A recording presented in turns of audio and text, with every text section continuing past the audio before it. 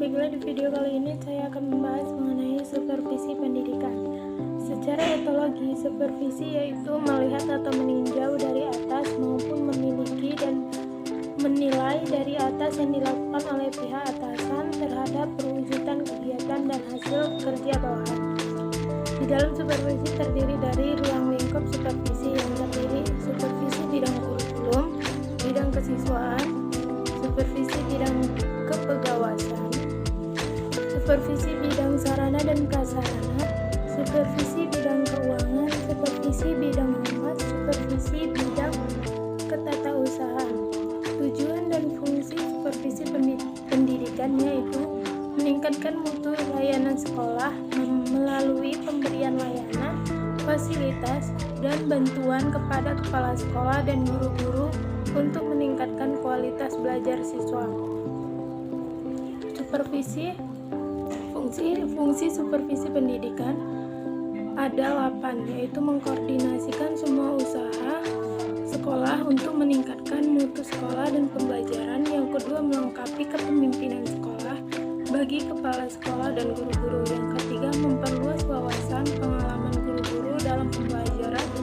Yang keempat, menstimulasi usaha yang kreatif untuk meningkatkan mutu sekolah dan mutu pembelajaran. Yang kelima, menyediakan fasilitas dan penilaian yang diperlukan secara terus-menerus. Yang keenam, menganalisis situasi belajar mengajar secara terus-menerus. Yang ketujuh, memberikan pengetahuan dan keterampilan kepada setiap anggota staf. Yang ke-8, memberikan wawasan yang lebih luas dan terintegrasi dalam merumuskan tujuan pendidikan dan meningkatkan kemampuan guru-guru.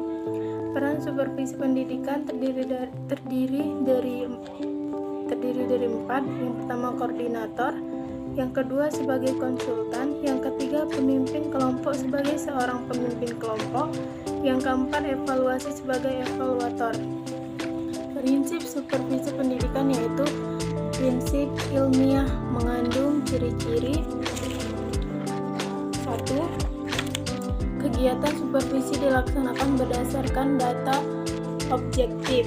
Yang kedua, untuk memperoleh data perlu digunakan alat perekam data seperti angket, pedoman observasi, pencakapan pribadi, dan lain-lain. Yang ketiga, setiap kegiatan supervisi dilaksanakan secara sistematis terencana.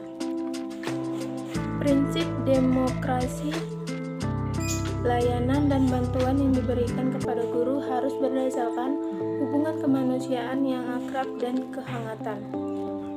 Yang C, prinsip kerjasama mengembangkan usaha bersama dalam proses supervisi, atau menurut istilah supervisi, sharing of ideas. Yang D, prinsip konstruktif dan kreatif. Setiap guru akan merasa termotivasi dalam mengembangkan potensi kreativitas kalau proses supervisi mampu menciptakan suasana kerja yang menyenangkan, bukan melalui cara menakutkan. Pendekatan dalam supervisi terdiri 3, yaitu pendekatan detektif, non-detektif, dan kolaboratif.